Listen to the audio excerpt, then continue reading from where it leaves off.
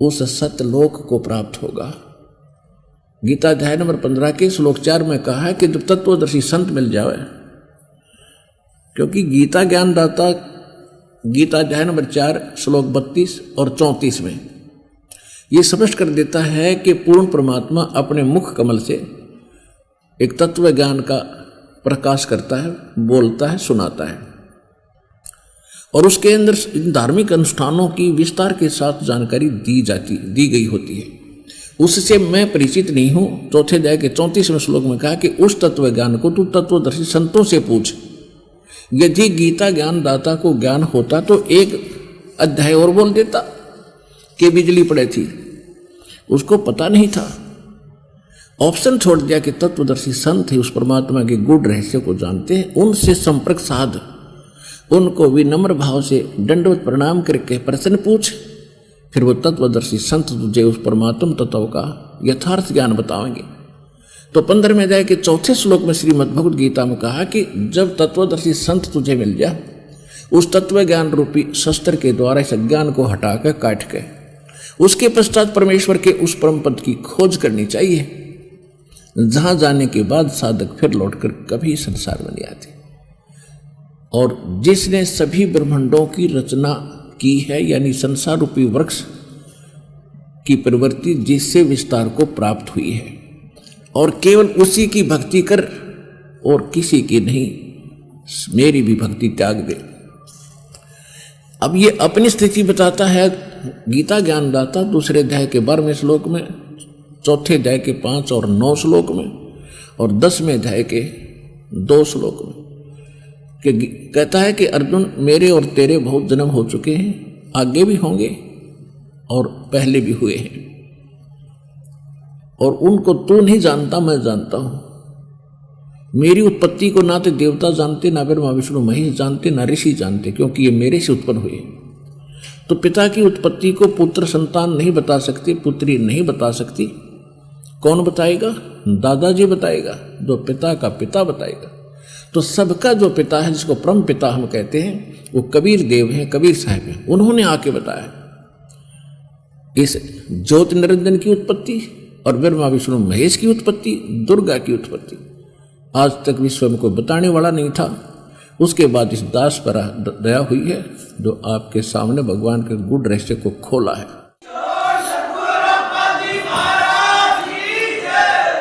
तो ये गीता ज्ञानदाता कहता है कि यदि तूने मेरी शरण में रहना है तो अर्जुन जन्म मृत्यु तेरी भी रहेगी, यानी 18वें अध्याय के 62वें श्लोक में जो कहा है और 15वें अध्याय के 4 श्लोक में जो कहा है, तो वो सतिथि इस गीता ज्ञानदाता यानी सरपुरुष ब्रह्म की भक्ति से नहीं प्राप्त हो सकती, कि जहां जाने के बाद लौटकर फिर संसार में नहीं आते।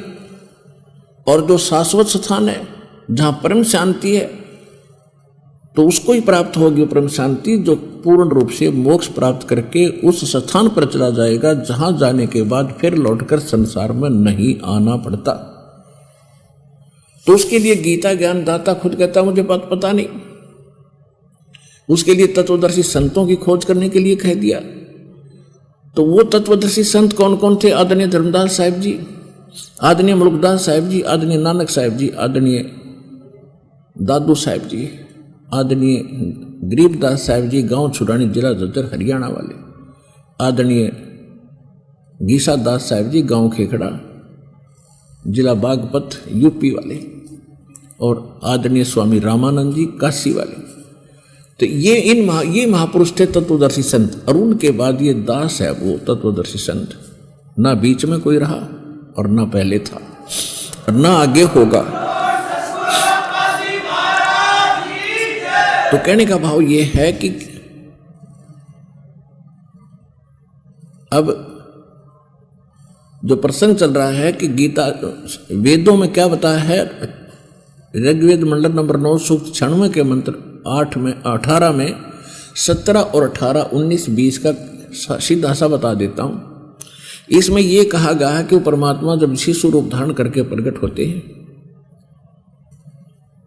और बड़े होते हैं तो अपने मुख कमल से वो कबीर वाणी बोलते हैं, कबीर गिरभी।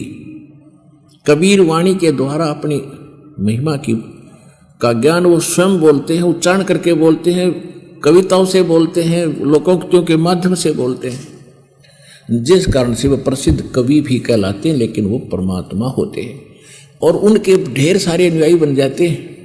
उनके एक मुखिया रूप में यानी एक राजा के समान, उनका एक कमांडर के समान एज ए गुरु परमात्मा रहते हैं। उनको यथार्थ ज्ञान बताते रहते हैं, बुराइयों से बचाते रहते हैं। वो सभी उस गुरु का बड़ा आदर करते हैं जो परमात्मा स्वयं आते हैं और उस परमात्मा के द्वारा बोली गई वो अमृतवाणी उनके अनुयायियों के लिए अमृत तुल्य होती है, उनको बहुत अच्छी लगती है। तो इस प्रकार वो परमात्मा मनुष्य की सदृश आता है, जैसे मनुष्य कपड़े दूसरे पहन लेता है, ऐसा लिखा है वेद में। कभी दिखाऊंगा रात्रि के समय, क्योंकि दिन में वो दिखते नहीं। तो वो ऐसा चलता है जैसे एक सुंदर शरीर कपड़ा पहन लिया इंसान ने दूसरा, ऐसे परमात्मा अन्य चोला पहन कर अपने ओरिजिनल बॉडी के ऊपर तब यहाँ आते हैं और ये यथार्थ ज्ञान सुनाते हैं।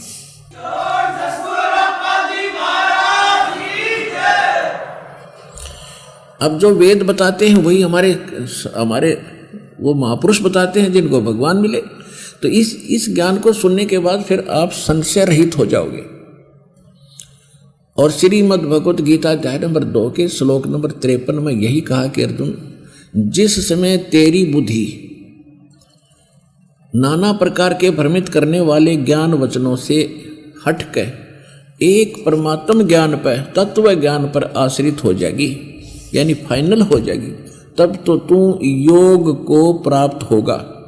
योग प्राप्त होना यानी योगी बनेगा। योगी माने भगत बनेगा।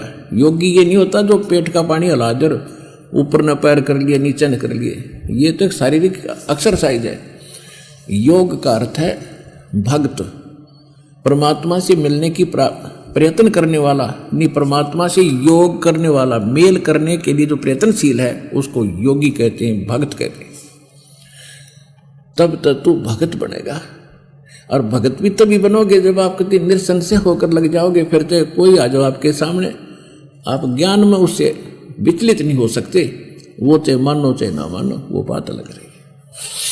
तो ये ज्ञान ऐसा है, आपको उस स्थिति में ला देगा कि आप डगमग नहीं हो सकते। इसके अतिरिक्त विश्व में आपको ज्ञान और भगवान दिखाई नहीं देगा, स्वप्न में भी। और तभी आप दृढ़ होगे। जब हम किसी मार्ग पर चल रहे हैं और आगे जाकर सैकड़ों रास्ते बन जाते हैं, आपके पास मैप है और आपको खूब पढ़ा रखा है, समझा रखा है कि मैप अपना रास्ता ये रहेगा, इसके बाद बहुत से रास्ते हैं वो अलग हैं, उनमें नहीं जाना होगा। तो फिर आप कैसे मिसगाइड हो जाओगे? तो ये जो ज्ञान आपको दिया जा रहा है, सतलोक जाने का एक मैप आपके सामने रखा जा रहा है। और इस मार्ग पर आप विचलित होगे तो पता नहीं कहाँ जाकर रुकोगे। फिर अब तक हमारे साथ ऐसा ही बनता रहा। हम भक्ति मार्ग पर चले, रास्ते में किसी ने विचलित कर दिए, हम दिशा बदल गए और हजारों कोस दूर चले गए यथा स्थान से, और फिर हम यहीं के यहीं रह गए। तब तक सवेरा हो गया, सवेरा माने मृत्यु होगी। तो अब हमने दृढ़ रहना है, इस ज्ञान को आधार बनाकर इस भक्ति रूपी सफर पर अपन चलना है। अब जैसे धर्मदास साहिब जी कहते हैं कि सतलोक से चल कर आए, सतलोक से चल कर आए, काटन यम की जंजीर आज मोहे, दर्शन दियो जी कबीर। के सतलोक से चल कर आए सहसरी राय। और किस लिए? काटन काल की जंजीर।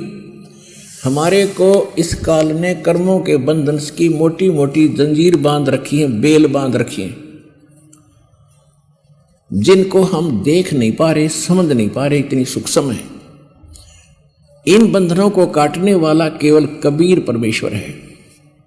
यजुर्वेद अध्याय नंबर 5 के मंत्र नंबर 32 में कहा है कि उसी कसी कबीर अंगारी हसी बंभारी हसी, रत सवर ज्योति रत धामा असी, सम्राट असी, सबका मालिक वही है।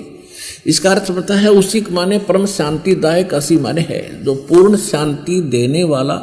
गीता अध्याय नंबर 18 के श्लोक 62 में जिसके विषय में कहा कि अर्जुन तू सर्वभाव से उस परमेश्वर की शरण में जा, उसकी कृपा से तो परम शांति को और सनातन परम धाम को, शाश्वत स्थान को प्राप्त होगा। तो वो यजुर्वेद बता रहा है 5वें अध्याय का 32वां श्लोक के उसी कसी जो परम शांतिदायक है वो कबीर अंगारी असी, कबीर बम्भारी असी, वो कबीर असी, वो कबीर भगवान है, वो कबीर देव है, कबीर साहब है जो परम शांतिदायक है। और अंगारी माने पापों का नाश करने वाला, बम्भारी माने बंधनों का शत्रु यानी बंदी छोड़, और रतधामा, और रतधामा यानी सतलोक में रहने वाला वो कबीर असी, वो कबीर परमात्मा। और यही ये सब महापुरुष बता रहे हैं। क्या बताते हैं कि सतलोक से चलकर आए काटन यम की जंजीर, यानी काल के द्वारा कर्मों के बंधन हमारे जकड़ रखे हैं, इनको काटने के लिए वो बंदी छोड़ परमात्मा आते हैं। और कबीर परमेश्वर जी भी कहते हैं, अमर करूं सतलोक पठाऊं, तात बंदी छोड़ कहाऊं, बंदी छोड़ हमारा नामम, अजर अमर है अस्थिर ठामम। अमर करूंगा और सतलोक भेज दूंगा तुम्हारे को। सतलोक हम तभी जाएंगे जब हमारे सब कर्मों का नाश हो जाएगा, वो काट दिए जाएंगे। तो परमात्मा कहते अमर करूं सतलोक पठाऊं, सतलोक भेजूंगा, तात बंदी छोड़ कहाऊं, इसलिए मैं बंदी छोड़ कहलाता हूं। बंदी छोड़ हमारा नामम, अजर अमर है अस्थिर ठामम। हमारा बंदी छोड़ नाम है और हमारा स्थान वो अजर और अमर है, वो शाश्वत स्थान है, सत्यलोक है। उसके बाद परमात्मा बहुत से महापुरुषों को मिले, आदरणीय मुल्कदास साहिब जी को मिले। इनकी छोटी सी घटना वो सुना भी देता हूं आपको। परमात्मा की लीला में है, आप सुना रहे हैं दास साहब को। परमात्मा के विधान में भी लिखा है, वेदों में भी लिखा है, परमात्मा की वाणी में भी लिखा है कि वो परमात्मा आते हैं, अच्छी आत्माओं को मिलते हैं, खोजते फिरते हैं। कबीर साहब कहते हैं, गोता मारूं स्वर्ग में और जा बैठूं पाताल। और प्यारी आत्मा गरीबदास जी को समझा रहे हैं, गरीबदास में खोजता फिरूं अपने हीरे मोती लाल। अपनी अच्छी आत्माओं को खोज रहा हूँ, मेरे लाल हैं, बिखर गए दरिया में, संसार रूपी दरिया में गिर गए, इनको निकालने के लिए गोते लगा रहा हूँ। कभी स्वर्ग में जाता हूँ, कभी पाताल जाता हूँ, कभी पृथ्वी पर आता हूँ। तो ऐसे खोजते खोजते परमात्मा कोई ना कोई कारण बनाते हैं। सौ छल सीधर मैं करूं अपने जन के काज। जब परमात्मा आते हैं, एक अच्छे भक्त और संत का रोल भी वही करते। एक समय परमात्मा कबीर भगवान जी जब प्रगट थे, एक साधु रूप बना के साधु रूप में रहते थे। भक्त आमंत्रित करते थे, महाराज हमारे घर आना, महाराज हमारे घर आना। तो घर घर जा जा के परमात्मा ने कुछ आत्माओं को दृढ़ किया, उनको परिपूर्ण की, उनको भक्ति यानी पुनः से पुनर्चार्ज किया ताकि इनको सुख मिलते रहे। जब तक भक्ति युग आना था, इस युग तक आपको परमात्मा कहीं ना कोई कारण बना के आप में धार्मिकता रख के बनाए रखने के लिए सौ कार्य किए हैं ताकि आप में भगवान की चाह विद्यमान रहे। इस कारण से वो घरों में जाते थे, घर में जा कर के 2-2, 3-3 दिन एक घर में समझाते थे। सब बच्चों को लाइन पर लगाते थे, जो अच्छी विशेष आत्माएं होती हैं उनके लिए। तो मलुकदास एक किसान थे बहुत बड़े, लेकिन वो खत्री जाति से, अरोड़ा जाति से थे और गांव के नंबरदार थे। एक समय परमात्मा उन्हीं के गांव के अंदर भक्तों के यहाँ सत्संग करने गए हुए थे। अब 5-7 घर थे, उसमें उन भगवान के भक्त। एक दिन किसी के घर भगवान का भोजन बना, भंडारा बना, सत्संग हुआ। दूसरे दिन दूसरे के घर पे हुआ, तीसरे दिन तीसरे के घर पे हुआ। ऐसे भंडारे हो रहे थे। जब गुरुजी आते हैं तो भक्त अपनी विशेष श्रद्धा के साथ भोजन खीर हलवा तैयार करते हैं। अब उस मलुकदास चौधरी को किसी ने बता दिया कि चौधरी साहब गांव में एक ठग आया हुआ है और इन भोले ग्रामीणों को लूट रहा है, बढ़िया माल खाता है, खीर बनवाता है, हलवे खाता है और चलते समय दक्षिणा ले जाता है, इनको कंगाल कर रहा है, वो ढोंगी और पाखंडी है। मलुकदास अच्छी आत्मा के व्यक्ति थे। उन्होंने कहा भी ठीक है, देखेंगे, साधु संत ऐसे नहीं होते। फिर भी वो बार बार कहने से उनके मन में कोई दोष आया, तो वो घूमने के लिए गया हुआ था सुबह सुबह। तो वो निकला जिस गली से, उसी गली में भगत का घर था। मुल्कदास का आना होया और उधर से हलवे में का छौंक लाना होया, पार्टी महक दूर तक। मुल्कदास ने पूछा झांक का, भाई क्या हो रहा है, कैसे हलवे बन रहे तुम्हारे वक्त? तो उन्होंने कहा जी हमारे गुरुजी आए हैं, हम भंडारा कर रहे हैं, आप भी आइयो चौधरी साहब। वो तब तो चला गया भाई। अगले दिन दूसरी गली से गया, उसमें फिर ऐसे हलवे की पाँच डली वो मैं कही उसने चोकर दे गया।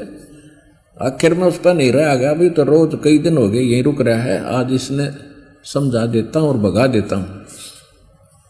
लेकिन फिर भी भक्त श्रद्धा, पिछले संस्कार अच्छे होते हैं, साधु संतों से जल्दी सी अच्छी आत्मा अभद्र व्यवहार नहीं करते। फिर भी उसने जाके राम राम किया। परमात्मा ने कहा आओ जी, राम राम भाई। कहने लगा महाराज आप कैसे, कल देखा वहाँ थे, परसों देखा वहाँ थे, आज आप यहाँ हो, कुछ करके खाया करो, अट्टे कट्टे दिखाई देते हो, मजदूरी करो, अपना धंधा करो, क्यों इनको भ्रमित करे। परमात्मा बोले भाई चौधरी साहब हमें तो भगवान बगैर करे ही दे रहा है, अजकर करे न चाकरी। परमात्मा ने एक वाणी सुनाई। तो मुल्कदास ने सोचा सचमुच तो वह ठग आदमी लग गया। फिर भी सभ्यता से कहा कि एक बात बताओ, यदि ये भगवान आपका मुझे बगैर किए खिला दे भोजन, क्या ऐसा संभव हो सकता है? परमात्मा बोले यदि आप दृढ़ विश्वास करोगे तो भगवान सब कुछ कर सकता है। तो कहने लगा आज मुझे यदि तेरे भगवान ने भोजन करा दिया तो मैं आपका चेला, और जे आज मैं भोजन मुझे नहीं करा सका तो आपको अपने खेतों में मजदूर बनाऊंगा। परमात्मा बोले कि मुझे मंजूर है, पर आप ना मुकर जाइयो। हाँ कहते समय पर आप डगमग हो जाओ, अगना मैं पक्का हूँ वचन का। अब जैसे मुल्कदास के अपने खेत थे पूर्व में गांव के, और चला गया पश्चिम में भी जंगल में गहरा जाके एक पेड़ के ऊपर बैठ गया जाके। अगर देखेंगे आज भगवान हमें कैसे भोजन करा देगा, मैं जाऊंगा ही नहीं कहीं, किसी से मिलूंगा ही नहीं। अब परमात्मा के नहीं कर दे, ये हमारी बालक सोच है, हमें ज्ञान मिला ही नहीं। उधर कोई ये भेड़ बकरी चराने वाले आगे, उनका कोई त्योहार था, वो कहने लगे भाई खीर बना लो आज। उनमें एक आधी गायें गुएं भी थी, तो उन्होंने दूध निकाल कर खीर बनाने के लिए उसी वृक्ष के नीचे चूल्हा चढ़ा दिया। और वो बकरियां चराने वाले चले गए दूर के भी बन जा, जब खीर हमें आवाज लगा दी हम आ जाएंगे भोजन खाएंगे। उधर से क्या हुआ कि डाकुओं की मंडली आ गई घोड़ों पर सवार होकर, और खीर बनाने वाले ने देख ली कि वो धूल उठ रही है दूर से, ये धूली जो उठ रही है, उसको मालूम होता था कि इस तरह डाकू लोग आते हैं और यहीं से रास्ता जाता है, यहीं से आएंगे। वो छोड़ के खीरनर भाग गया अपने साथियों के पास।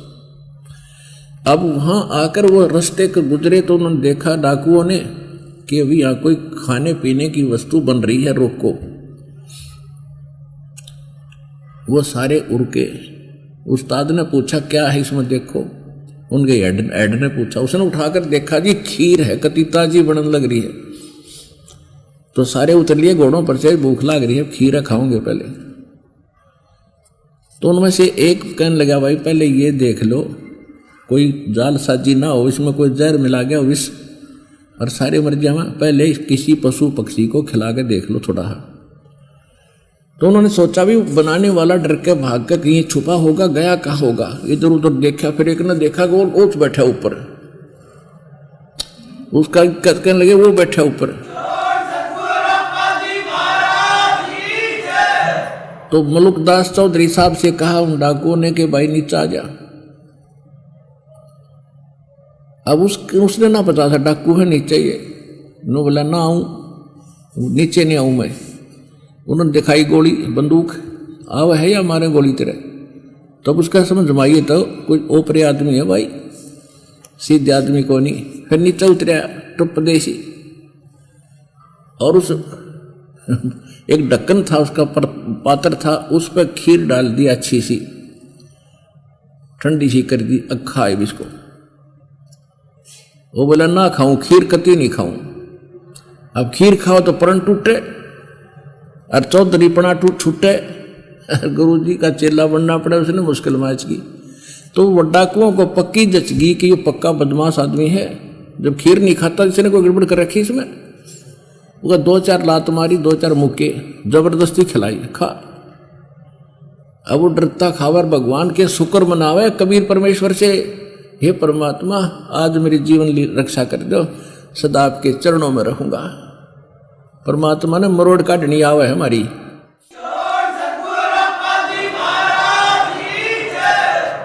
अफलातून पाक रहा था, बिरान माटी करवाओ, कहते सोचल छिदर मैं करूं अपने जन के काज। वो प्यारी आत्मा थी उनकी, कैसे जान दे नरक में उनको। ये चौधरपना था, चौधरीपना 2 दिन का है, मृत्यु के बाद गधा बनाओ चौधरी साहब। खा का ये जीवन हमें पता नहीं, भगवान को मालूम है हमारे भविष्य का, इसलिए वो हमारे लिए भरम रहे हैं, भटक रहे हैं, रे हो रहे हैं।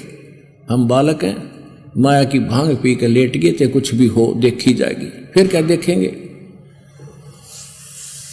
अब उन्होंने खूब खिलाया डट के उस टाइम, और बैठ आध घंटे यहीं पर, मरेगा कि जीवेगा जब देखेंगे। जब उसका कुछ एक्शन नहीं हुआ तो फिर उसको कहा भाग तू यहाँ से, और फिर उन नवा खीर ख्यार खाई। अब चौधरी साहब क्योंकि जान बची, लाखों पाए, लौट कर बुद्धू घर को आए, सीधा वहीं पहुंचे, भगवान के चरणों में रो और नाक रगड़े। परमात्मा बोले चौधरी साहब कि मैं करी भगवान ने सेवा तेरी, सुना। कहने लगा भगवान, हे गुरुजी आपके परमात्मा तो मार मार खीर खिलावे हैं, और आज से मेरा सारा भ्रम मिट गया मालिक। फिर परमात्मा ने उसको ज्ञान सुनाया। तो कहते हैं एक के चोट से धारिया जिन मिलन दाचा, उसी दिन से समर्पित हो गया और सारा ज्ञान समझा। उसके बाद फिर उस महापुरुष ने क्या कहा, जय पोरे मन सतगुरु नाम कबीर, जय पोरे मन परमेश्वर नाम कबीर। जैसे परमात्मा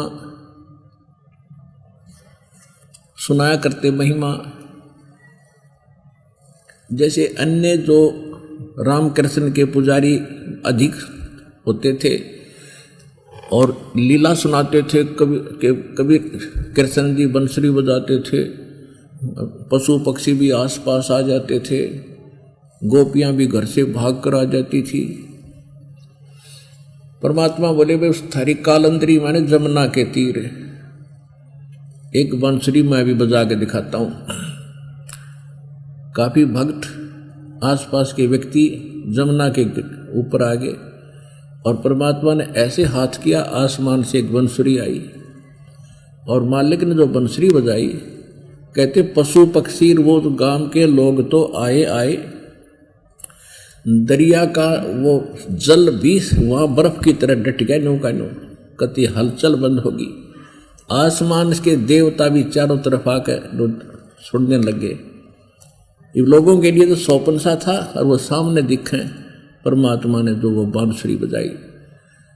पुण्यात्माओं, भगवान की परमात्मा में सर्वशक्ति होती है। हम आंशिक शक्ति युक्त प्राणी को समर्थ मान बैठे थे, ये हमारी अध्यात्म ज्ञान की कमजोरी थी। अब वो खत्म हो जाएगी इस तत्व ज्ञान से। तो यहाँ मुल्कदास जी बता रहे हैं, जपोरे मन परमेश्वर नाम कबीर, जपोरे मन सतगुरु नाम कबीर। एक समय गुरु बंसुरी बजाई कालंदरी के तीर, एक समय गुरु बंसी बजाई कालंदरी के तीर। सुर नर मुनिजन थकत बहे, वो रुक गया दरिया नीर। जपोरे मन परमेश्वर नाम कबीर, जपोरे मन साहिब नाम कबीर। भाई काशी तज गुरु मगहर आए, दोनों दीन के पीर। काशी तज गुरु मगहर आए, दोनों दीन के पीर। कोई गाड़े कोई अग्न जलावे, ढूंढा ना पाया शरीर। जपोरे मन परमेश्वर नाम कबीर, जपोरे मन परमेश्वर नाम कबीर। चार दाग से सतगुरु न्यारे, अजरो अमर शरीर। चार दाग से सतगुरु न्यारे, अजरो अमर शरीर। दास मलूक सलूक कहत है, खोजो खसम कबीर। जपोरे मन परमेश्वर नाम कबीर, जपोरे मन साहिब नाम कबीर। अब क्या बता रहे हैं कि काशी शहर को छोड़कर परमेश्वर मगहर में जाके, मगहर स्थान से, मगहर एक स्थान है गोरखपुर जिला से, गोरखपुर शहर से 25 किलोमीटर की दूरी पर एक मगहर स्थान है। अब उसमें संत कबीर नगर नाम का एक जिला बन गया अलग से, मालिक के नाम से। उसमें वो मगहर स्थान है। वहाँ का राजा जो नवाब था बिजली खान थे, बिजली खान पठान मुसलमान थे, और काशी नगर के राजा थे वीरदेव सिंह बघेल थे। और ये दोनों ही परमात्मा कबीर जी के शिष्य हुए थे। ये शिष्य कैसे हुए थे, थोड़ी सी इनकी घटना सुनाते हैं। एक समय मगहर स्टेट में, मगहर क्षेत्र में, बिजली खां पठान के राज्य में इतना सूखा गिर गया, त्राही त्राही मच गई, पशु पक्षी मरने लग गए। जितने भी हिंदू धर्म के, क्योंकि हिंदू और मुसलमान मगहर नगर के अंदर 50-50 हैं, पहले भी थे आज भी हैं। हिंदुओं ने अपने जंतर मंत्र सभी यज्ञ हवन कर लिए, साधु संत फकीरों से जंतर मंत्र करवा लिए, कोई बात बनी नहीं। मुसलमानों ने भी अपनी सारी क्रियाएं कर ली, थक गए। अब तो मृत्यु शेष नजर आवत थी। उसी समय किसी ने बता दिया कि काशी शहर के अंदर एक महान पुरुष रहते हैं, कबीर नाम है उनका। यदि वो रजा बख्श देंगे तो वर्षा हो सकती है, तुम्हारा जीवन रक्षा हो सकती है। वीरदेव सिंह बघेल ने 2 नौकर भेज दिए, सैनिक भेज दिए, सिपाही, और किसने, बिजली खां पठान ने 2 सैनिक भेज दिए काशी में। और वीर सिंह बघेल वहाँ का नरेश था, उसके नाम चिट्ठी लिख दी कि आपके शहर में कबीर नाम के कोई महापुरुष है, और मैं सैनिक भेज रहा हूँ, कृपया इनके साथ घोड़ों पर बैठा के उस संत को हमारे यहाँ भेजना। ऐसे ऐसे हमारे ऊपर एक बहुत बड़ी आपत्ति आई है। तो जो ही वीरदेव सिंह बघेल ने वो चिट्ठी पढ़ी, क्योंकि वो शिष्य हो चुका था परमेश्वर कबीर जी के, और वो भगवान के विधान से बहुत सा परिचित हो चुका था, उसने तुरंत चिट्ठी लिखी और सैनिकों से कहा कि चिट्ठी जाकर बिजली खां पठान को दे दो। चिट्ठी में क्या लिखा था कि बिजली खां, आप पूरा क्षेत्र आपका जीवन और मृत्यु से जूझ रहा है, और संत को आप ऐसे बुला रहे हो जैसे एक नौकर को बुलाया जाता है। अरे भले पुरुष, कुछ विधान समझो, खुद आकर नाक रगड़ो, सहर्ष स्वीकार करो, आत्मा से पुकार करो, वो प्रसन्न होकर चलेंगे तो कुछ रजा बख्शेंगे। यदि मैं बाई ऑर्डर भेज भी दूंगा और उन्होंने रजा नहीं बख्शी, भले पुरुष, कैसे कल्याण होगा तेरा? तो वो समझ गया तुरंत। उसी समय सेना लेकर 10-20 अपने अंगरक्षक और घोड़े पर सवार होकर तुरंत वहां से चल पड़ा। वीर सिंह बघेल से मिला, वीर सिंह बघेल के साथ फिर वहां गए, परमात्मा के चरणों में दंडवत प्रणाम किया दोनों ने। तब परमेश्वर को उस वीरदेव सिंह बघेल ने परिचय कराया कि महाराज जी, ये बिजली खां पठान नगर स्टेट के यानी रियासत के ये नवाब हैं, इनके ऊपर ऐसी आपत्ति आई है, भाई बता तू अपने मुख से कह। तब उन्हें सारा दुख रोया कि महाराज कति अंतिम घड़ी में है सब, सारी की सारी जनता और कुछ समय के मेहमान हैं, दया करो, वर्षा नहीं हो रही है, आप रजा बख्शो दाता। परमात्मा बोले भी साधु संत और बहुत है, मैं तो एक मजदूर आदमी हूँ और ठीक है भगवान की भक्ति जरूर करता हूँ, पर मैं और किसी साधु संतों से भी ट्राई करो। कहने लगे जी हमने सब जगह थक लिए, कोई स्थान नहीं छोड़ा, कोई संत भगत हमने नहीं छोड़ा। वहाँ हिंदू भी हैं, हिंदुओं ने भी अपनी कोशिश कर ली, पर कोई बात नहीं बन पा रही। परमात्मा बोले चलो। अब मालिक बैठकर उनके साथ, अब उधर से क्या हुआ कि ये जो संत हैं इनमें ईर्षा नहीं जाती। गोरखनाथ ये क्या होते हैं, जितने भी संत पहले अच्छे जो सुप्रसिद्ध थे, ये क्या था, पिछले जन्म के पुण्यकर्मी प्राणी थे और फिर ये मृत्यु के उपरांत ये पितरलोक में चले जाते हैं, एज ए पितर रहते हैं। तो पिछले संस्कार इनके फिर भी कुछ विद्यमान रहते हैं, और जैसा इंसान इस शरीर में भाव स्वभाव होता है, वैसा ही सूक्ष्म शरीर में स्वभाव तो मन के अंदर है, आत्मा में है। तो इसको पता चला कि ऐसे कोई कबीर नाम का कोई संत आने वाला है, किसको, गोरखनाथ को, और वो अगर उस क्षेत्र में वर्षा करा देगा, क्योंकि गोरखनाथ का गोरखपुर जो स्थान है वहाँ उसका बहुत ज़्यादा प्रभुता रही है, गोरख टीला भी बना हुआ है। तो इसको वहाँ उस पितरलोक में भी चिंता बन गई, इज्जत और बेइज्जती की। और वहाँ से एक साधु रूप बना के, और मगर के बाहर एक छोटा सा तालाब था, खेतों में छोटी सी जोड़ी होती है इस क्षेत्र में, खासकर छोटी सी तलैया बोलते हैं, छोटी जोड़ी कहते हैं हमारे यहाँ, यानी बहुत छोटा तालाब। वो सूखा पड़ा था, उसके किनारे बैठ गया, चमटा गाड़ के, वो त्रिशूल गाड़ के, आसन पदम लगा के। जब परमात्मा ने देखा कि ये, वो तो जानी जानते, पता था ये कौन है, आम जनता तो नहीं जानती थी। परमात्मा ने कहा कि बिजली खां, घोड़ा रोको रोको रोको, सारे रुके। अरे महापुरुष आए तुम्हारे, आप ही इनसे अर्जी नहीं लगाई तुमने? ये तो पता नहीं क्या करते हैं, ऐसे पहुंचे हुए सद पुरुष है। तो बिजली खां पठान, क्योंकि हमारी एक वैसे भी एक वृत्ति बनी हुई है, हमारा स्वभाव बना हुआ है, हम साधु उसको मानते हैं जिसने बड़ी सी जटा रखा रखी हो, बड़े बड़े बाल हों, एक लंगोट बांध रखा हो शरीर पे, राख रूख रमा रखी हो, ढूंढे दाने पर गात फूक रखा हो, हम सोचते साधु वही है। तो परमात्मा ने सोचा था इनका फेर फड़क ना रह जाए, देख लिया था साधु सब ने,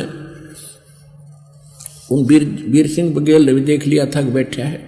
तो परमात्मा को पता था इनके मन में दोष रहेगी कि इससे ना होगा तो इससे करवा लेंगे, तब तक वो करे नहीं जब मन में दो भाव रहेंगे तुम्हारे। तो परमात्मा ने सोचा पहले यह फड़क निकलवा दें इसकी।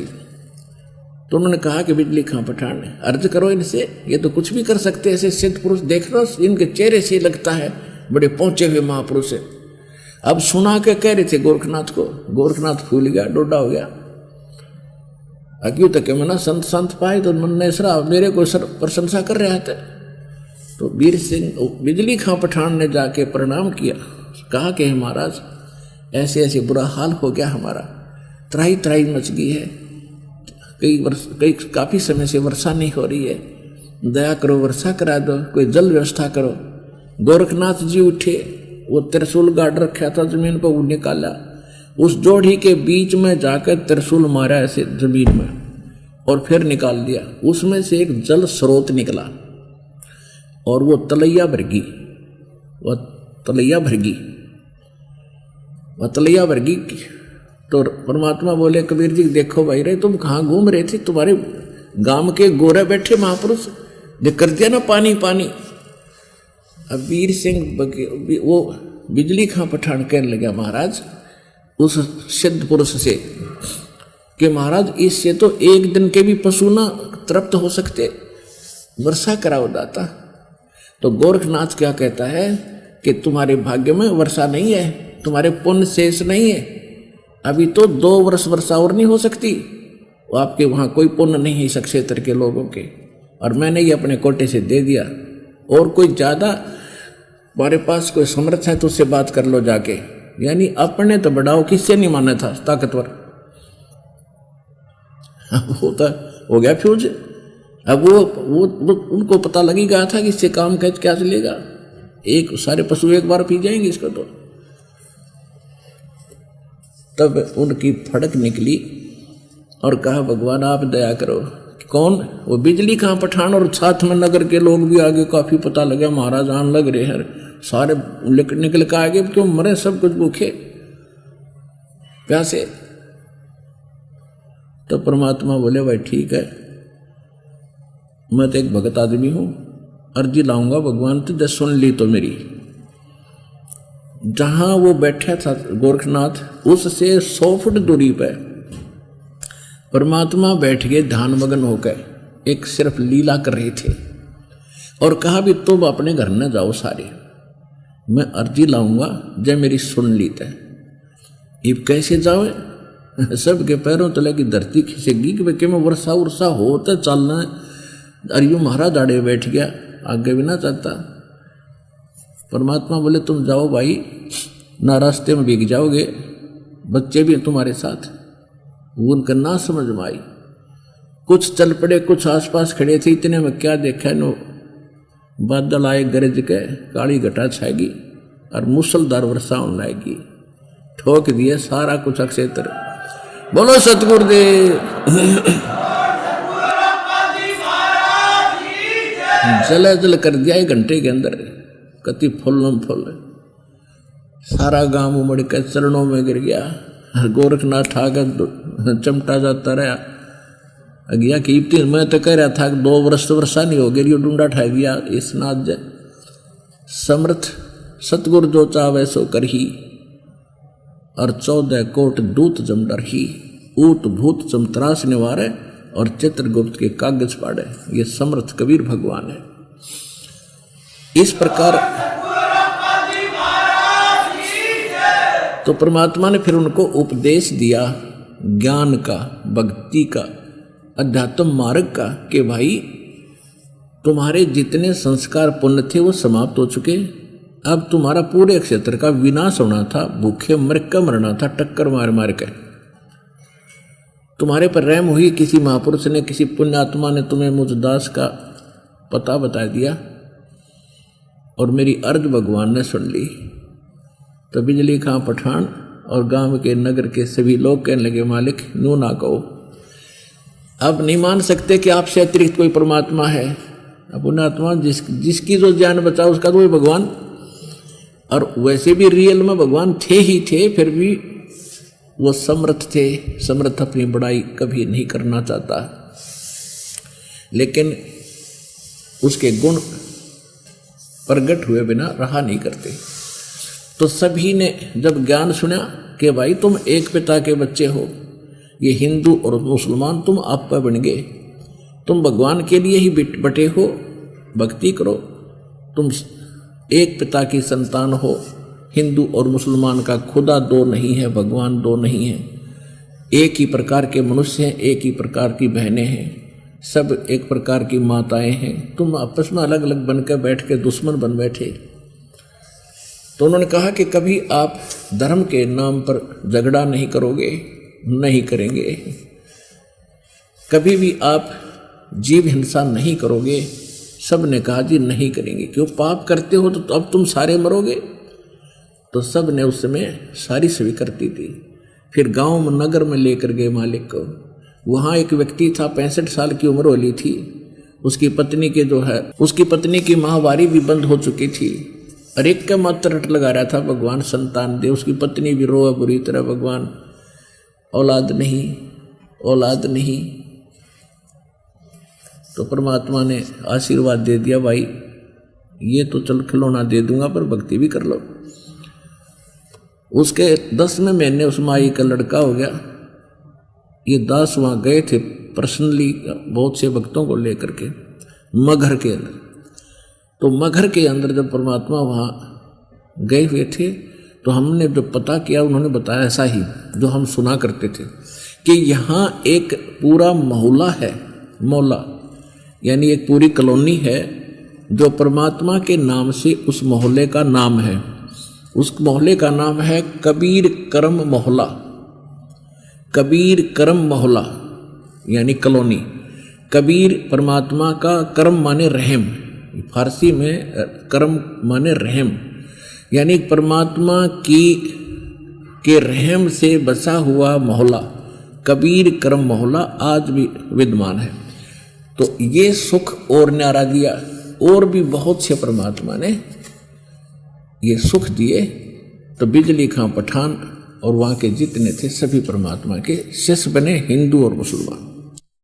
तो कहने का भाव यह है कि परमात्मा कबीर जी सभी हिंदू और मुसलमानों को एक सामूहिक शिक्षा दिया करते थे कि भाई न तो आपके काजी आपके ग्रंथ और भगवान से परिचित हैं, और न ही ये हिंदू धर्म के पंडित और ये मंडलेश्वर आचार्य और शंकराचार्य, ये ना भगवान के बारे में जानते, ना अपने अध्यात्म सदग्रंथों से भी परिचित नहीं है। ये केवल आपको दंत कथा सुना के, लोक वेद सुना के अपनी रोजी रोटी चला रहे हैं। तुम्हारा जीवन नाश हो रहा है। मनुष्य जीवन कोई वैसे नहीं मिलता, जिस कारण से परमात्मा का बहुत विरोध किया करते थे। कौन?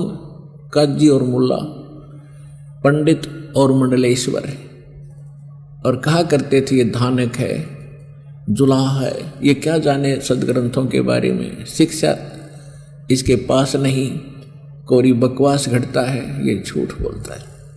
तो उस समय हमने यह मान ली सच्ची कि कबीर जी अशिक्षित हैं, हमारे धर्मगुरु पंडित और मुल्ला और काजी ये पढ़े लिखे हैं, इन्होंने भगवान को ठीक ही जाना होगा। हम परमात्मा की उन बातों पर को भूल गए जो भगवान कहा करते कि ये कुछ नहीं जानते, तुम्हें भ्रमित किए हुए हैं, तुम्हारा जीवन नाश करते।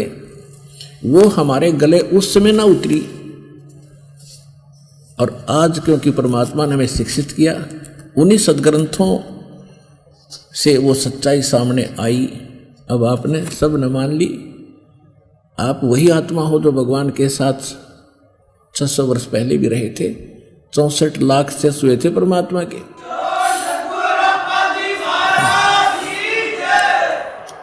आज से 600 वर्ष पहले जब भगवान आए थे, 120 वर्ष यहाँ प्रचार किया करते थे। ज्ञान गौणता मान्य नहीं करते, क्यों? ज्ञान तो हमारी बुद्धि में आवे नहीं था, क्योंकि हम इस बात से स्लिप कर जाती थी बुद्धि के कबीर जी अशिक्षित है और पंडित लोग शिक्षित हैं, काजी मुल्ला शिक्षित हैं।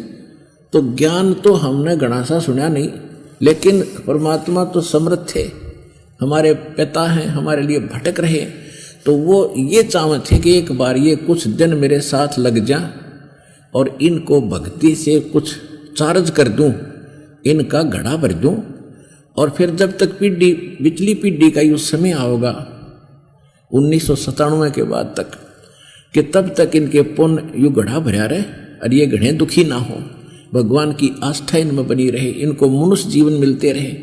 मनुष्य जीवन मिलते रहेंगे तो भगवान की चाह भी बनी रहेगी। वो चार्ज करना चाहते थे, इसलिए जितने भी 64 लाख से होना कोई बालकों का खेल नहीं, एक धानक के, एक जुलाहे के, एक मजदूर के, और कोई जंतर मंत्र जानता नहीं, को फू फां करता नहीं।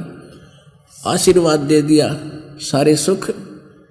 ऐसे कोड, ऐसे कैर टूट रहे थे जिन परिवारों पर परमात्मा के आशीर्वाद मात्र से सुख हो गया, ठीक हो गए, तो फिर सत्संग में भी आनंद आएंगे। सत्संग में आने से क्या होता है कि परमात्मा के वचनों से भी हमारी बैटरी चार्ज होती है। इस तत्व ज्ञान के सुनने मात्र से भी, परम संत के वचन सुनने से भी, के मुख से सुनने से भी हमारे ऊपर बहुत पुण्य संग्रहित होते हैं और पाप का मैल उतरता है।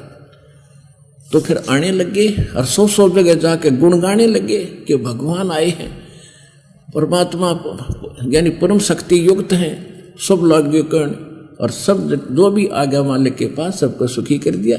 फिर तो हक्के बक्के रह जाते कि हम सब जगह धक्के खा लिए, मंडलेश्वरों के पास जा लिए, मुल्लार काजियों के पास भटक लिए, हमें कोई राहत मिली नहीं, और इनसे आशीर्वाद मात्र से, और फिर नाम देते थे, प्रथम ये 5 नाम देते थे दाता, इनकी भक्ति करो।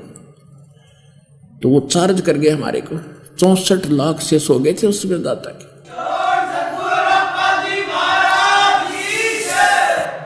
अब क्या होता है, जैसे इसमें एक प्रश्न आया है कि काशी तज मगहर गए, वो दोनों दीन के पीर, और कोई गड्ढे कोई अगन जलावे और खोजा ना पाया शरीर। काशी के जो पंडित थे उन्होंने एक ऐसी धारणा फैला रखी थी कि भाई जो काशी में मृत्यु को प्राप्त होगा वो सीधा स्वर्ग जाएगा, और जो मगहर मरेगा वो गधा बनेगा। मगहर में कोई मत मरियो। परमात्मा कहा करते बच्चों, ये भ्रमित लोग हैं, भ्रमित ज्ञान ही बता सकते हैं। शुभ कर्म करो, अच्छी भक्ति करो, कहीं पर भी मरो, निसंशय होकर मरो, चिंता मत करो। लेकिन वह गला उतरा नहीं थी। तो उनकी जो ये इस तरह की धारणा उन्होंने पैदा की थी कि जो मगहर मरेगा वो गधा बनेगा, काशी मरेगा वो स्वर्ग जाएगा। तो हमारे जो हिंदू धर्म के लोग थे, विशेषकर ये बनिए लोग खासकर, ये ज़्यादा परमात्मा की तरफ आकर्षित होते थे। अब तो बिगड़ गई सारी ये कहानी, सभी कौम बिगड़ गई, भक्ति की तरफ अब ध्यान रहा नहीं। तो उस समय इन्होंने क्या सोचा कि भी पिताजी को मरना तो है ही, माता जी को, हम क्यों ना काशी में कुछ दिन इनका कमरा वगैरह धर्मशाला में बुक करा दें, 1 वर्ष 2 वर्ष 6 महीने जितना भी इनका समय है वहाँ पास कर लें, और इनकी मृत्यु काशी में हो जाएगी तो स्वर्ग चले जाएंगे।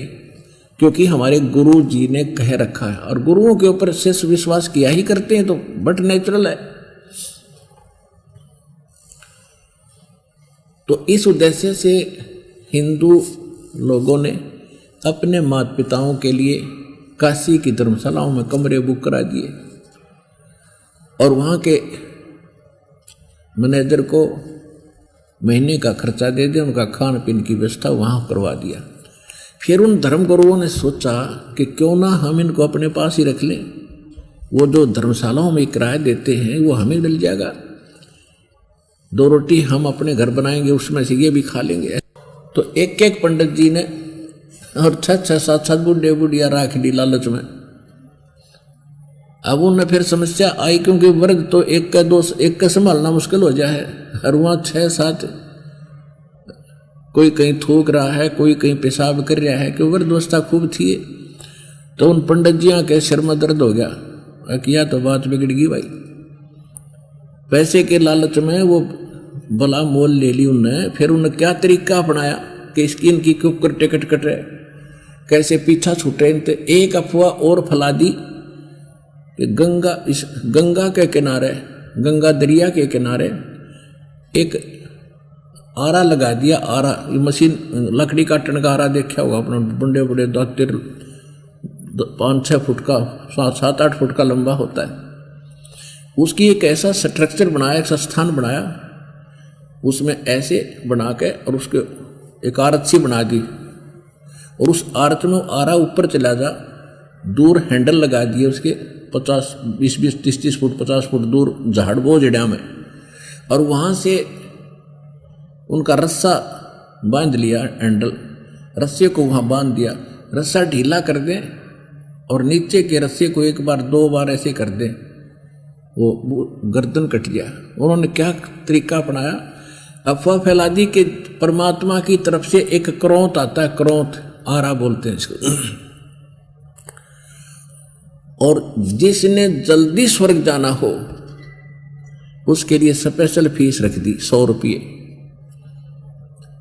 जिसने जल्दी स्वर्ग जाना है तो उसके लिए भगवान की तरफ से क्रोध आता है, जो उस क्रोध से अपनी बलि दे देगा, गर्दन कटा लेगा, तो मिनट में स्वर्ग जाएगा। अवर दोस्ता में आदमी न सोचा है भगवान के ऊपर पीछा छूटे, कैसे मरूं, मर जाऊं, ठीक ठाक मर जाऊं। अब वो वृद्ध हो ही रहे थे।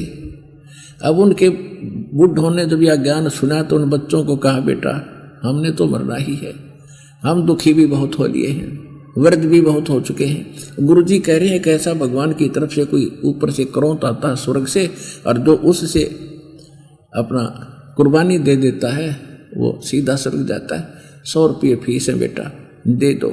अब बच्चों ने सोचा भी माता पिता के लिए क्या बड़ी बात है, 100 रुपये दे दिए। इवन हमारे धर्म गुरुओं ने एक मानस काटन का बूचड़ खाना और खोल दिया उन्हें करोत ला दिया, एक हत्था खोल दिया, कसाई बना कर करने लगे। अब कई बार क्या होता था, वो रस्सा उलझ जाता। वो क्या करते थे, वो धर्मगुरु एक वहां खड़ा हो जाता, वो आवाज लगाता है, भगवान करोत भेजियो। वो भगवान बैठे दोनों तरफ हुए, वो रस्सा ढीला कर देते, वो क्रोध कच्च दे आगे काट के और 1 सेकंड में उल्टा कर देते। वो कभी उलझ जाता और ना उसकी गर्दन कटती, बूढ़े ने उठा लेते, भाई अभी आदेश नहीं हुआ भगवान का, कल देखेंगे। तो वो रोया करता है, भगवान मैं ऐसा दुर्भाग्यशाली कि मेरे लिए भगवान की तरफ से क्रोध नहीं आया। अब श्रद्धालु तो सदा से ही शीश देते आए, लेकिन ये संत नकली और डुप्लीकेट हमारा दुरुपयोग करते रहे इस भावना का। तो परमात्मा क्या कहा करते हैं कि ये मूर्ख बना रहे भाई आपको, ये झूठ बोलते हैं और मैं मरूंगा मगर में, और पंडित जी तुम भी आ जाइयो और काजी तुम भी आ जाना भाई, अपने अपने जंतर मंत्र पोथी पत्रे ले आइयो, वहां किस टाइम मरूंगा और किस टाइम मत जाऊंगा और तुम सारे जंतर मंत्र कर दियो, कहाँ जाता है ये बता दियो, मगर मरने वाला अगर तुम ज्यादा ही विद्वान हो। तो परमात्मा ने निर्धारित कर दिया कि उस दिन मैं मगर में शरीर छोड़ूंगा और आजियो पंडित जी तुम भी। उधर से बिजली, ये वीरदेव सिंह बघेल को पता चला, क्योंकि वो विशेष थे उनके परमात्मा के, कि हमारे गुरुदेव जो हैं मगर के अंदर अपना प्रस्थान करेंगे, प्रयाण करेंगे। तो बिजली खां पठान और उनके मंत्रियों ने सलाह मशवरा किया कि ये हमारे गुरु हैं, हम हिंदू हैं, और ये मगर के अंदर यदि शरीर छोड़ेंगे तो मुसलमान हमें शरीर नहीं देंगे, क्योंकि वहाँ का राजा नवाब बिजली खां पठान है, वो भी इनका शिष्य है। तो उन्होंने क्या सोचा कि ये मुसलमान तरीके से परमात्मा का अंतिम संस्कार करेंगे तो हमारी बेइज्जती होगी हमारे गुरु की, हम करेंगे हिंदू रीति से, और यदि मुसलमान नहीं मानेंगे तो हम झगड़ा युद्ध करके जबरदस्ती 100 उठा के लाएंगे। ये फैसला करके सेना साथ लेकर बिजली और वीरदेव सिंह बघेल भी चल पड़ा। काशी के सब पंडित और भी दर्शक पैदल चले। परमात्मा 120 वर्ष शरीर हो चुका था मालिक का, 120 वर्ष लीला में शरीर, 120 वर्ष की आयु में, और काशी से लेकर मगर तक पैदल पहुंचे, 3 रोज में पहुंचे। तो वहां जाकर क्या देखा कि कोई जल नहीं था, उसमें यह बता रखा था कि शंकर भगवान ने उस मगर की भूमि को श्राप दे रखा है कि इसमें नीचे का पानी खत्म हो जाएगा। आसपास नीचे का पानी उसमें खारा था, दूर से लोग पीने के लिए लाते थे उस मगर की सीमा से बाहर। और एक नदी, एक दरिया बहा करती थी उसके साथ से, उसका नाम आमी नदी है, आमी नदी है। वो कति सूख गई थी, भगवान शंकर के श्राप से वो सूख गई थी। इस बात का पूरे क्षेत्र को पता था कि कबीर वो जैसे शिव जी आते हैं, इसको साधु रूप बनाकर आते हैं, और किसी कारण से उनके साथ मुसलमानों ने बदतमीजी कर दी होगी, उन्होंने श्राप दे दिया कि जो मगर मरेगा गधा बनेगा। शंकर भगवान का श्राप था। और काशी हमारी पवित्र नगरी है, वहां मरेगा वो स्वर्ग में जाएगा। शंकर भगवान का श्राप था। और आमी नदी को भी सुखा दिया कि तुम पानी से भी तरसोगे। इस बात का सबको मालूम था। तो परमात्मा वहां गए, कहने लगे भाई मैं स्नान करूंगा। बिजली खां पठान वहां पहुंच गया, सारी व्यवस्था करी, गुरु जी के नहाने धोने के लिए पानी लाए, पीने के लिए। तो परमात्मा कबीर जी ने कहा कि बिजली खां मैं स्नान करके फिर शरीर छोड़ूंगा भाई, पहले नहाऊंगा। बिजली खां कहने लगे जी पानी पर्याप्त जल है, बाहर से मंगा रखा मालिक, यहाँ तो उपलब्ध था नहीं, और सभी के लिए स्नान के लिए तो उपलब्ध हो नहीं सकता, आपके लिए हमने ला रखा है। परमात्मा बोले भी क्यों, क्या बात है, यहाँ जल क्यों नहीं है, कोई दरिया नहीं आसपास? कहने लगे जी दरिया है साथ से ही, लेकिन भगवान शंकर के श्राप से सूख गई है, बहुत दुखी हो गया। परमात्मा बोले पहले उस दरिया पर चलते हैं, देखते हैं उसमें जल है कि नहीं। सबने कहा जी जल है ही नहीं, कोई बात नहीं, आओ मेरे साथ। अब परमात्मा जाकर खड़े हो गए उस दरिया के किनारे, सैकड़ों हजारों की संख्या में दर्शक, गांव वाले और सैनिक। तो परमात्मा ने ऐसे संकेत किया हाथ से, ऐसे किया था, थोड़ी सी दूरी पर जैसे बम ब्लास्ट होता है ऐसी आवाज आई, और एकदम पानी का फवारा फूटा, और वह दरिया देखते ही देखते किनारों को चाटती हुई बहकर चल पड़ी। बोलो सतगुरुदेव।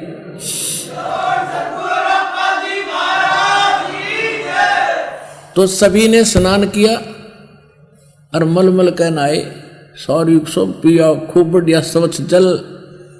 परमात्मा बोले भाई ये कहीं और से आया है ये जल, और खूब इसमें चला करेगा तुम, जब तक थारी नींद ठीक रहेगी, जब तुम्हारे अंदर कोई बकवाद भावेगी फिर यह नदी फिर सूख जाएगी। अब जैसे गरीबदास साहिब जी को परमात्मा मिले, वो क्या कहा, क्या बताया करते, तुम कौन राम का जपते जापम, तात कटे न ये तीनों तापम। तुम किन भगवानों की भक्ति करते हो जिसे तुम्हारे 3 ताप भी नाश नहीं होते। 3 ताप के अंदर सूखा गिरना, अतिवृष्टि यानी घनी वर्षा फल डाना, और जैसे कोई किसी ने जंतर मंतर कर दिया, किसी ने श्राप दे दिया, कहते तुम्हारे ये बिना पूरे खत्म होते तुमसे, तुम किन भगवानों की भक्ति करते हो।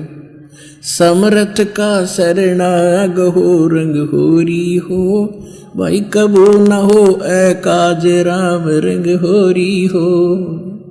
कहते समर्थ की शरण में आओ और कभी कोई तुम्हारा अकाज नहीं होगा, तुम्हारे काम नहीं बिगड़ेंगे, कोई हानि नहीं होगी। तुम कौन राम का जपते जापम, और तात कटे ना तीनों तापम। भगवान शंकर ने श्राप दे रखा था 3 ताप के कारण, और वहां वो त्राही त्राही हो रही थी। परमात्मा ने 3 ताप का नाश कर दिया और उनको सुखी कर दिया। अब क्या होता है कि परमात्मा ने कहा भी ठीक है, अब मैं शरीर छोड़ूंगा, एक चद्दर नीचे बिछाओ, एक ओढ़ूंगा। तो तुरंत हाजिर कर दी, वो नीचे एक चद्दर बिछा दी, और चद्दर के ऊपर 1-1 इंच सुंदर फूल तोड़ कर पत्ते बिछा दिए कि गुरुजी लेटेंगे। श्रद्धा से भक्तों ने 1-1 इंच।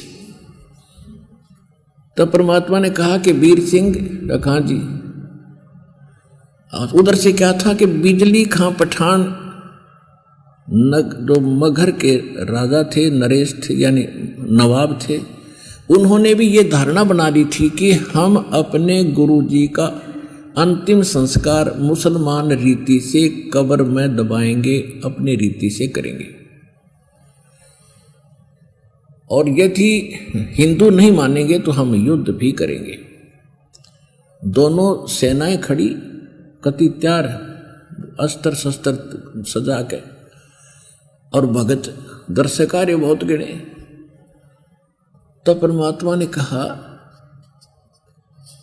वो तो जानी जान थे, उन्होंने कहा रे भले आदमी वीर सिंह और बिजली खां तो आमने सामने खड़े, एक इधर परमात्मा के पास में। भैया सेना किस लिए लाए हो, क्या खतरा था तुम्हारे को यहां पर?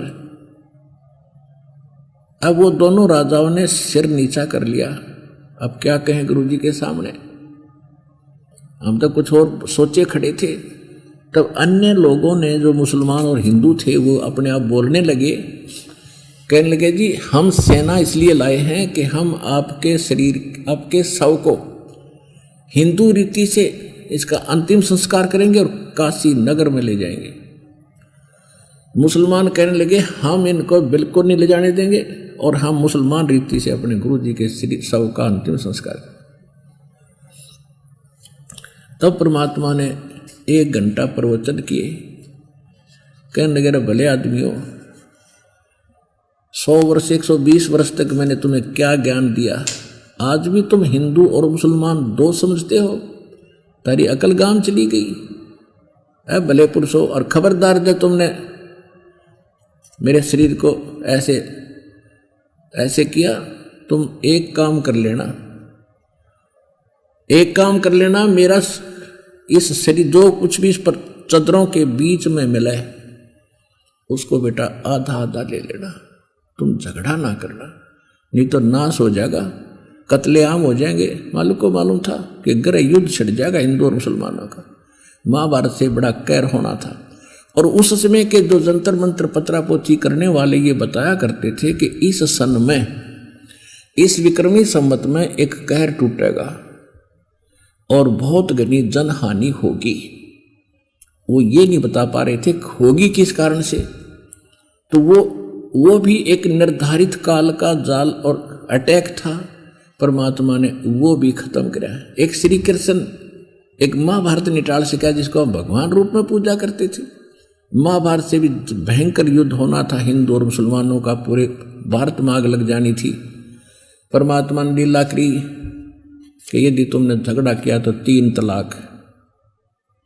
वो डर गए, सावधान हो गए, लेकिन मन में सोचवाई थी कि एक बार गुरु जी शरीर छोड़ दें फिर हम देख लेंगे। अब परमात्मा ने एक चादर नीचे बिछाई रखी थी, उस पर लेट के ऊपर पर्दा डाल लिया। 5 मिनट के बाद क्या आकाश में से आकाशवाणी हुई कि उठाओ पर्दा, इसमें मिले नहीं मुर्दा। आकाशवाणी देखी कि परमात्मा तो वो जा रहे हैं सहशरीर, उनके शरीर में बहुत तेज था, नूर था। सब देख रहे ऊपर को कि भगवान तो वो जा रहे हैं आकाश में। ओए होए, पर्दा उठाकर देखा तो जितने 100 आकार था उतने सुगंधित फूल थे नीचे, शरीर नहीं था दाता का। बोलो सतगुरुदेव। एक चद्दर हिंदुओं ने ले ली, एक चद्दर मुसलमानों ने ले ली। आधे फूल हिंदुओं ने ले लिए, आधे मुसलमानों ने ले ली। और हिंदू और मुसलमान आपस में ऐसे सीने से लगकर रो रहे थे और अपने आप को कोस रहे थे कि हम कितने जालिम व्यक्ति हैं। हमने गुरुदेव को अंतिम सांस में भी सुख नहीं दिया और आज भी हम लड़ने मरने को तैयार रहे। अब वो क्या, उनकी आत्मा कैसे शांति पाएगी? और हम पापी हैं, अपराधी हैं। कहाँ तो एक दूसरे को कत्लेआम करना था और कहाँ ऐसे अब मिल कर रो रहे हैं दोनों भक्त, हिंदू और मुसलमान, जैसे सगे भाई माता पिता के मरने के बाद विलाप करते हैं गले से लग करके। इसको कहते हैं कबीर समर्थ। सतगुरु जो चावे सो करही, 14 कोट दूत जम डरही, ऊत भूत जम त्रास निवारे और चित्रगुप्त के कागज पाड़े। तो यहाँ जो आपने शब्द सुना था, इस एक पंक्ति को, संतों की एक पंक्ति को समझाने के लिए इतने उदाहरण और ये कथा सुनानी पड़ी। एक समय काशी तज गुरु मगहर आए, दोनों दीन के पीर, कोई गड्ढे कोई अग नजर आवे, ढूंढा ना पाया शरीर, जयपुरे मन वो समर्थ नाम कबीर। ऐसे धर्मदास जी कह रहे हैं, इन आज मोहे दर्शन दियो जी कबीर, आज मोहे दर्शन दियो जी कबीर, हिंदू के तुम देव कहाए, हिंदू के तुम देव कहाए, मुसलमान के पीर आज मोहे दर्शन दियो जी कबीर। दोनों दीन का झगड़ा छिड़ गया, दोनों धर्मों का झगड़ा छिड़ गया, वाटो है ना पाया शरीर आज मोहे दर्शन दियो जी कबीर, आज मोहे दर्शन दियो जी कबीर। अपने आत्मा हमने भगवान का तो कह का भी ना पता था, भगवान की तो हमें सौपन भी नहीं आती थी। हम ही नहीं जो समर्थ नहीं है उन्हीं को परमात्मा समर्थ मान के अपना जीवन नाश किया करते थे। अब सौभाग्य आपका, परमात्मा की रजा से आपको ये ज्ञान और ये अमृत वचन सुनने को मिल रहे हैं। नहीं तो काल यहाँ नहीं आने दे, या तो मालिक ला रहा है आपको, ये लिख लेना किधर, आप नहीं आ सकते, परमात्मा ला रहे हैं आपको। आप वो बच्चे हो परमात्मा के जो 600 वर्ष पहले भी उनके शेष हुए थे 64 लाख। पहले वो 64 लाख आएंगे, उसके बाद परमात्मा नई कलम चढ़ावेगा, पूरे विश्व को शरण में लेकर उनका कल्याण करेगा, क्योंकि सभी उसके बच्चे हैं।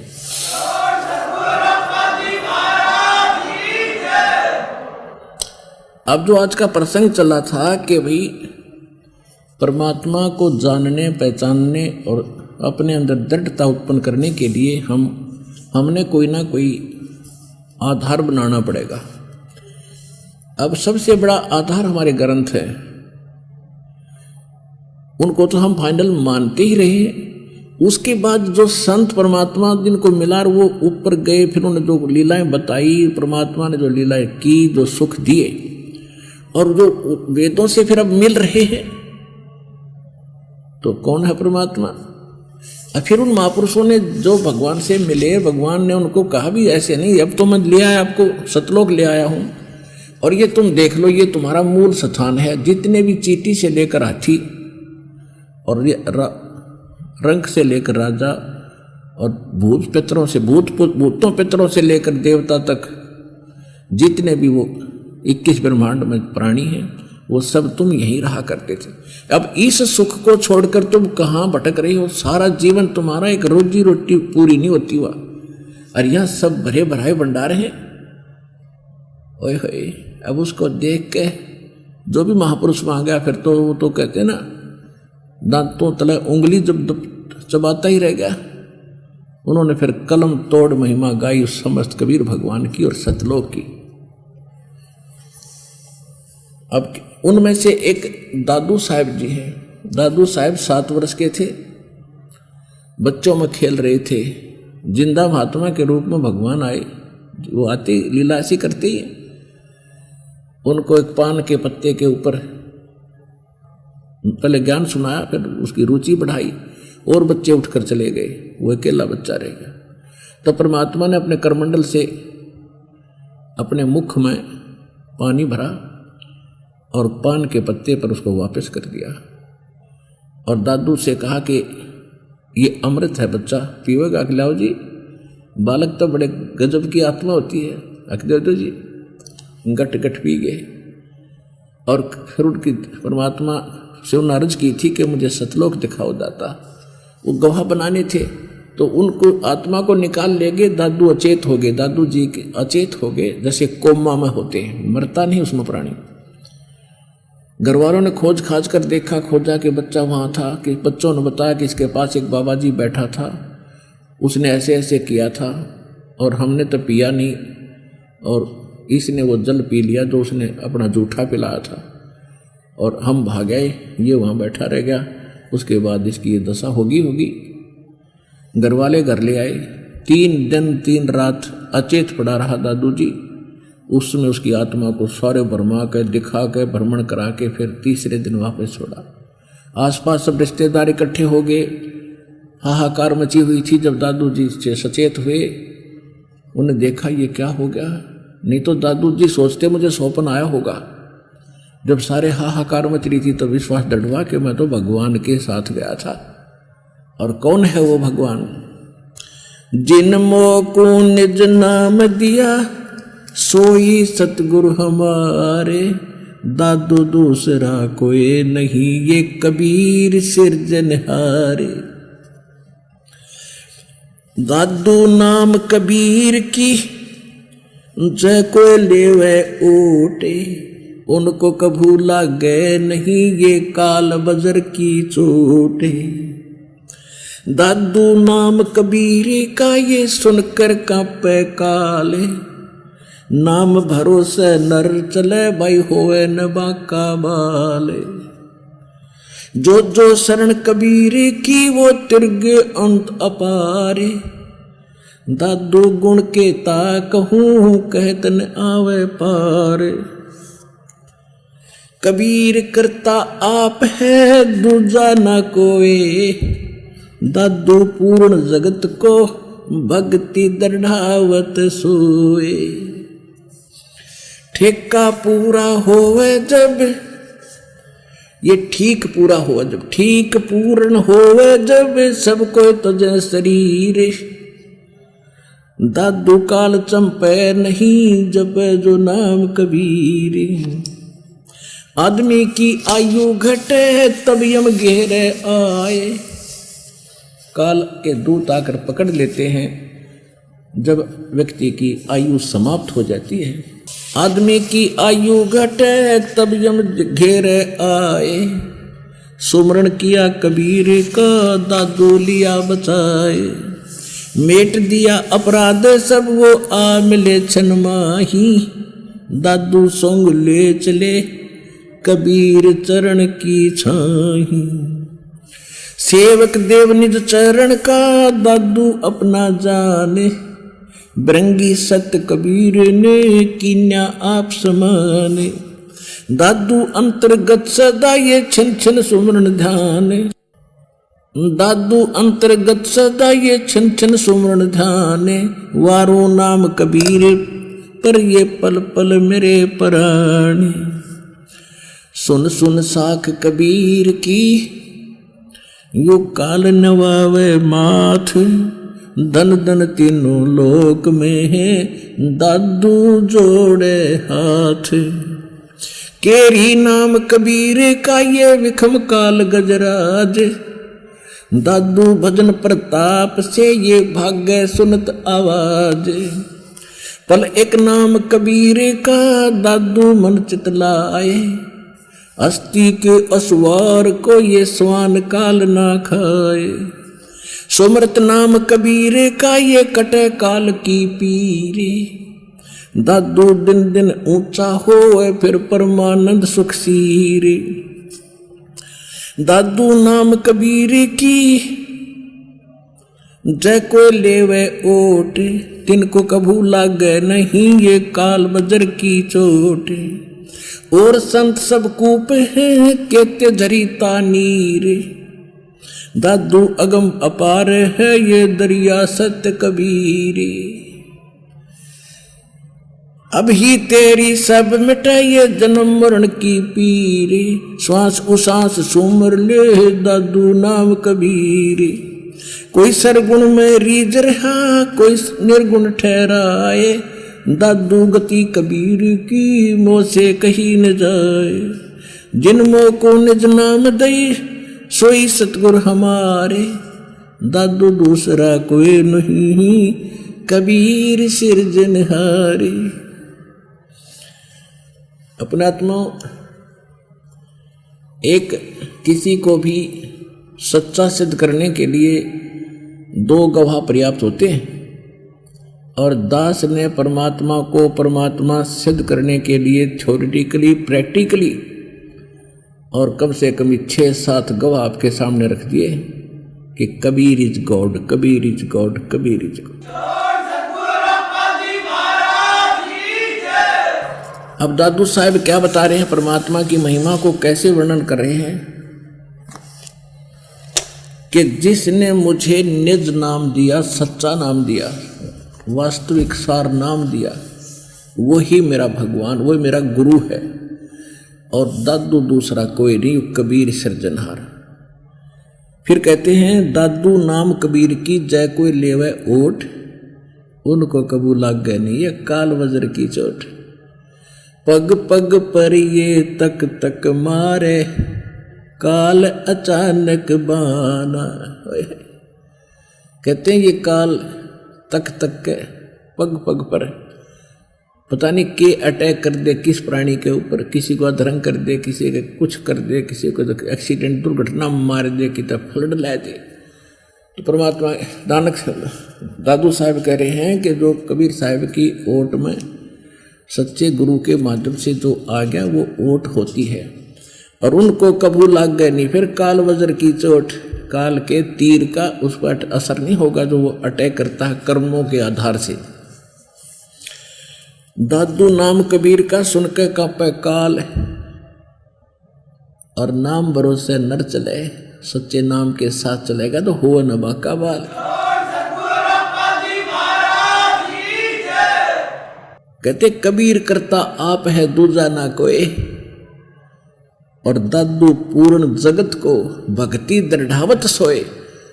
कबीर करता आप है, वो परमात्मा स्वयं ही है और नहीं कोई, और पूरे संसार को यदि सत भक्ति देता है तो वही देता और किसी के पास नहीं है। एक दादू साहब सिद्ध करे अपने आत्मा। जैसे एक भगत का पत्र मिला था मुझे, नाम तो ध्यान नहीं, उसने दास के ये वचन सुन करके अभी नया नाम लिया था। वो फिर गया दादू पंथियों के पास जो उनके गांव में डेरा था, उनसे चर्चा की। वो कहने लगे नहीं दादू साहब तो स्वयं आए थे, वो तो कमल के फूल पर पाए थे, ये हुआ था फलान हुआ था, उनको कोई कबीर नहीं मिला। तो उसने कहा जी मुझे शंका, आपके ज्ञान पर तो शंका नहीं है, लेकिन ये क्या बात है, वो तो वहाँ के पुरातन हैं, बहुत पुराने परंपरागत हैं, वो इससे परिचित क्यों नहीं है। और साथ में उसने क्षमा याचना भी की थी कि मेरी गलती है, क्योंकि मैं गया तो इसलिए था कि मैं कुछ जानकारी प्राप्त करूं और दृढ़ता आवे मेरे में। वो भी यही बताएंगे जो आप बता रहे हो, आप तो उन्हीं की वाणी बोल के बता रहे हो। लेकिन वहाँ उन्होंने ये बात नहीं बताई कि कबीर जी उनको मिले थे। तो मुझे कुछ अविश्वास सा हो गया इस बात से कि वो तो बहुत पुराने हैं। तो उस भगत के लिए और सभी के लिए आपसे प्रार्थना है कि यही तो मार खाते हम। जब आपने गुरु बना लिया दास को, फिर ठीक है किसी से चर्चा तो हो सकती है, फिर अविश्वास होगा तो फिर आप तो भक्त को नहीं रहे। आप विचार करो, कुरान शरीफ के पढ़ने वालों को कुरान शरीफ का ज्ञान नहीं, वेदों को पढ़ने वालों को वेदों का ज्ञान नहीं था, पुराणों को पढ़ने वालों को पुराणों का ज्ञान नहीं था। ब्रह्मा विष्णु महेश को अजरोवर बताओ, सर्वशक्तिमान बताओ, उनके माता पिता कोई नहीं, और दास दिखावर पढ़ावे। और फिर कोई उनसे पूछे जाकर उन नकली गुरुओं से जिनके पास पहले फंस रहे थे, उनका ज्ञान ही नहीं था हिंदुओं के, तो वो क्या बताएंगे, झूठ बोला रामपाल, वो क्या जाने, कहीं ऐसा लिखा नहीं है। तो यह अकल तुम्हारी अब भी कमजोर रहेगी जब आप दास के इन बातों विश्वास नहीं करे। ऐसे ये कबीर पंथियों को कबीर सागर के बारे में, कबीर साहब के बारे में ज्ञान नहीं। एक भक्त भ्रमित होकर के गया पाखंडियों के पास, ज्ञान हमारा समझ चुका था, उसने सोचा कि रामपाल तो अभी नौकरी छोड़कर लग गया नाम नूम जन, कहीं ऐसा ना हो पुराने आश्रम है, परंपरागत महात्मा बैठे हैं, वो तो पूरा ज्ञान से परिपूर्ण पावेंगे। उन पर कख नहीं पाया उसको, और आखिर में आकर फिर रोया ने बोला जी मेरे अंदर एक दोष आ गया था, जितना नालायक हूँ मैंने सोचा था उन महापुरुषों के पास कुछ पाओगा, उनके पास कख भी नहीं पाया, मूर्खों के पास कति खाली खोखे। रमा भले आदमी अगर इस उनके पास कुछ होता तो दास ने क्या जरूरत थी ये संघर्ष करने की, मैं भी उनसे नाम लेकर अपने मोक्ष करा लेता। तो ये भ्रम मिटता सा मिटेगा, लेकिन साथ साथ समाधान करना मेरा कर्तव्य बनता है कि जो इस वाणी को पढ़कर वहां धक्के खान गया, पहले तो एक नंबर का मूर्ख, इतना प्रमाणित कर दिया सब कुछ, एक एक वचन साचा दास का हर चीज से मेल खाता है, और उनको अपने धर्म का आज तक किसी को नहीं पता। तो उनसे ही आप टैली करोगे मेरे वचनों को, तो वो कैसे खरे उतरेंगे, और उनको आप फिर सच्चे मान रहे हो क्योंकि वो पुराने बैठे हैं वहां पर। आचार्य शंकराचार्य कितने पुराने बैठे, ने कख भी ना पता भक्ति मार्ग का, रामकृष्ण की भक्ति करावें। और वेद क्या कहते हैं, गीता क्या कहती है, ये रामकृष्ण कहते हैं नामो निशानी वेद और गीता में भक्ति करने का। तो ये हमारे सदग्रंथ हैं, तो इस प्रकार आपने इसको भी समझना पड़ेगा। तो क्या बताते हैं कि कबीर करता आप है दूजा ना कोई, दादू पूर्ण जगत को भक्ति दृढ़ावत सोए। ठीक पूर्ण होवे जब, ठीक माने समय, निर्धारित समय पूर्ण होवे जब, सब कोई तजय शरीर, और दादू काल गंजय नहीं, उसको पकड़ नहीं सकता। जपे जो नाम कबीर, यानी कबीर कबीर नहीं, जो संत उसका होगा और जो मंत्र देगा वो नाम भगवान को पाने का होगा, उसके जपने से। अब क्या बताते हैं कि सुन सुन सुन सुन साख कबीर की, ओए सुन सुन साखी कबीर की, ये काल नवावे माथ, और दादू धन धन तीनों लोक में दादू जोड़ा हाथ। अब क्या कह रहे दादू साहब जी कि भगवान कबीर साहब की ये साखी वचन सुनकर काल का भी मस्तक अपने आप झुक जाता है। परमात्मा की महिमा, इस इतना बल है इस वाणी में कि वो काल भी मत्था नीचा कर लेता है, जो मालिक की चर्चा हो रही होती है। और धन धन तीनों लोक में दादू जोड़ा हाथ। फिर कहते केरी नाम कबीर का, और विषम काल गजराज, और दादू भजन प्रताप से यो भाग्य सुनता आवाज। अब जैसे परमात्मा ये दादू साहब ये बताना चाहते हैं कि ये काल भी कोई छोटी शक्ति नहीं है। जैसे ये गीता अध्याय नंबर 15 के श्लोक 16, 17, 18 में क्या कहता है कि 2 पुरुष हैं, एक सरपुरुष एक अक्षर पुरुष, और इनके अंतर्गत, और ये सभी नासवान हैं, जीवात्मा किसी की नहीं मरती। फिर ये कहता है 15वें अध्याय के 17वें श्लोक में कि उत्तम पुरुष तू अन्य परमात्मा इति उदाहरते। ये लोग तरम अवश्य विवृत्ति अवैश्वर है। उत्तम पुरुष तो इन दोनों से कोई और है, सरपुरुष अक्षर पुरुष से। उसके विषय में 8वें अध्याय के 3रे श्लोक में बताया कि वो परम अक्षर ब्रह्म है, जो गीता ज्ञानदाता सैन्य और सुप्रीम पावर है। तो यहाँ 15वें अध्याय के 18वें श्लोक में गीता ज्ञानदाता कहता है कि मैं जितने मेरे अंतर्गत प्राणी हैं 21 ब्रह्मांड के, इनसे मैं उत्तम हूँ, इनसे शक्तिशाली हूँ, इसलिए मैं वेद और लोक में, इस मेरे अंतर्गत जितना लोक आते हैं 21 ब्रह्मांड में, और वेदों में, लोक वेद माने सुने सुनाए ज्ञान के आधार से, दंत कथा के आधार से मैं पुरुषोत्तम प्रसिद्ध हूँ, क्योंकि जो मेरे अंतर्गत हैं इनसे मैं उत्तम हूँ। इसलिए मैं लोक वेद के आधार से, यानी इस क्षेत्र में मेरे लोक में चल रही दंत कथा के आधार से मैं पुरुषोत्तम प्रसिद्ध हूँ, लेकिन मैं पुरुषोत्तम नहीं हूँ, क्योंकि पुरुषोत्तम तो 15वें अध्याय के 17वें श्लोक में बताया जाए कोई और है। तो यहाँ दादू साहब उसी का सेकंड कर रहे हैं, उसी को बताना चाहते हैं कि केरी नाम कबीर का, और बिखम काल गजराज। जैसे एक हाथी होता है, हाथियों का राजा होता है, यहाँ राजा वही होता है जो बलशाली हो। तो गजराज माने हाथियों का राजा, सबसे शक्तिशाली जो हाथी हो वो तो समझ लो इस काल को। और परमात्मा कबीर साहब की जो भक्ति और शक्ति है उसके नाम को समझ लो केहरी, यानी बब्बर शेर। और जब बब्बर शेर धाड़ मारता है ना, अब तो परिवर्तन होता जा रहा है हर एक चीज में, लेकिन पहले की बातें हैं। जब बब्बर शेर धाड़ मारता है तो कहते हैं वो उनका जो हाथियों का जो झुंड का मुखिया भी इतना भयभीत हो जाता है, लीद कर देता है, टट्टी कर देता वो, और चंगाड़ मार कर भागने की चेष्टा करता, वो सोचा आ गया पाछे थे। तो यहाँ कहते हैं दादू साहब तुलना कर रहे हैं कि केहरी नाम कबीर का, और विखम यानी वो भी खतरनाक है, विखम काल गजराज। और कहते हैं परमात्मा के सच्चे भजन के मंत्र से ऐसे भाजा जैसे शेर की धाड़ के सामने हाथी लीद करता हुआ भाग लेता है।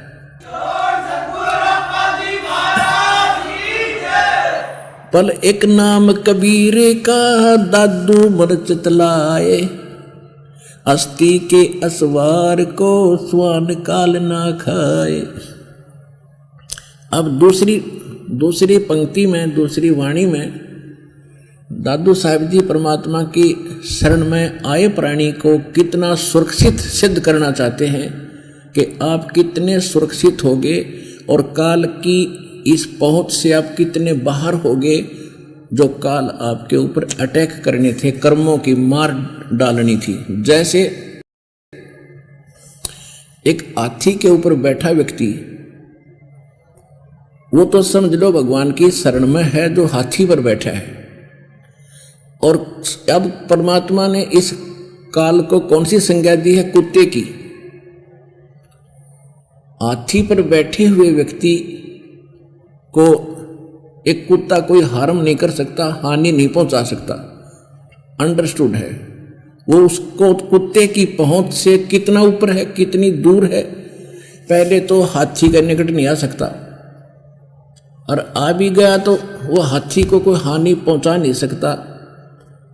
उसके ऐसे मोटे मोटे पैरों हैं, और जब सूंड की रेंज में आ गया तो कुत्ते की जान पावना टोई। कुत्ते को ये भी मालूम होता है। तो इसलिए कुत्ता हाथी से 50 फुट की दूरी पर ही भौंक सकता है। उसको देखकर भौंकता रहता है। तो कहने का भाव ये है परमात्मा का कि जब तुम कबीर परमेश्वर की शरण में आगे, आप बैठ गए हाथी पे, और काल के द्वारा आपके जो कर्म संस्कार बुरे थे वो समझ लो काल का रूप है, वो है कुत्ते। अब उन पाप कर्मों से, संकटों से आप इतनी दूर होगे जैसे हाथी पर बैठे व्यक्ति को कुत्ता कोई हानि नहीं कर सकता। ये समझ लेना।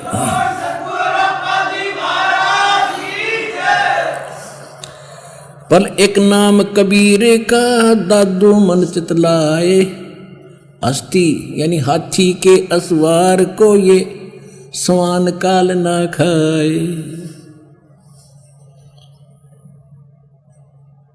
और संत सब कूप हैं ये कहते झरीता नीर, दादू अगम अपार है ये दरिया सत कबीर। अब के देखो कितना अच्छा तुलना की है, आज के सत्संग से भी संबंधित है ये। और संत सब कूप हैं, कूप माने एक कुआं। अब एक कूप से पीने का काम ही चल सकता है, ना सिंचाई बड़ी सी हो सकती है पूरे क्षेत्र की। और कहते झरीता नीर, झरीता माने झरना बह रहा हो पानी, वो थोड़ा सा सीमित सा ही होता, ज्यादा नहीं होता, पर्याप्त नहीं होता। कहते हैं कहते और संत सब कूप हैं, यानी काम चलाओ सी शक्ति उनके पास है, सिद्धि सैद्धि थोड़ी बहुत राहत आपको दे सकते हैं। और कहते झरीता नीर यानी कुछ झरने समझ लो, बस इतने ब्योत से देवी देवताओं का। और दादू अगम अपार है वो दरिया सत कबीर। होय होय। अब जैसे गोरखनाथ जी ने एक तलैया को अपनी सिद्धि शक्ति से, अपने संस्कार से भर दिया, अब उससे तो गांव वाले भी संतुष्ट नहीं हुए, इससे के काम चले। ये तो कहते हैं ये तो इतनी शक्ति रखते हैं जैसे कुएं का जल हो, उसमें थोड़ा ही काम चले। और दादू अगम अपार है, परमात्मा कबीर जी कहते हैं दादू अगम अपार है दरिया सत कबीर। तो उस दरिया सत कबीर यानी जिसके पास शक्ति का वार पार ना हो, जैसे दरिया के जल का कोई वार पार नहीं होता, ऐसे है वो कबीर भगवान। उन्होंने वहां मगर के अंदर वर्षा का बौछार लगा दी और सबके में बरक दिया और सब ठाठम ठाठ कर दिए। तो ये है।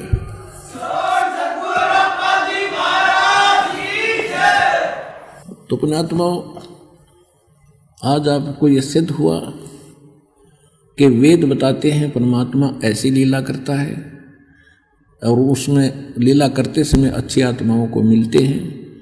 जिन अच्छी आत्माओं को परमात्मा मिले उनमें से कुछ एक का भी वर्णन दास दे पाया है, समय हो गया है, और फिर बताएंगे आने वाले सत्संग में। तो उन्होंने भी क्या बताया है, who is God, Kabir is God, Kabir is God. तो पुण्यात्माओं, सौभाग्य आपका, आपको इतना प्रमाणित और दृढ़ ज्ञान मिला है। अब इसका पीछा छुटवा लो, ये बार बार दाव नहीं लगेगा। समझा है तो सिर दर पाओ, बाहुर नहीं रे ऐसा दाव। बोलो सतगुरुदेव।